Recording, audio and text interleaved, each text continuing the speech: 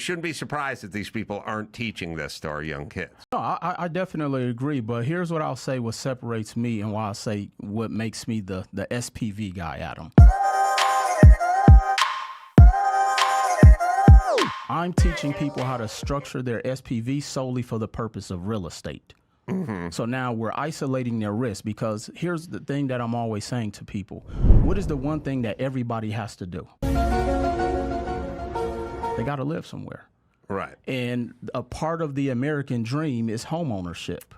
So now we're able to capture a wider audience of a net of individual who all wants to have some form of home ownership, because that also is what helps to close that wealth gap amongst individuals, business owners, and everything else in between. And so if I can show them how to mitigate their risk through the structure of the SPV, and we're going to have the bank put up the bulk of the money for that on both sides of it, it mitigates the risk from that school teacher, from that union worker.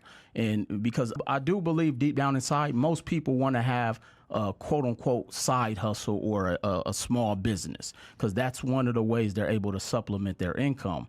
But everybody's went out there, they've tried everything. But the one thing that most people want to try, but they have very little knowledge about because of the risk factor that they think or that they assume that's out there, is through real estate. And that's what I'm doing, is showing people how to create these SPVs. Well, I help them create the SPVs through real estate to essentially give them automatic cash flow.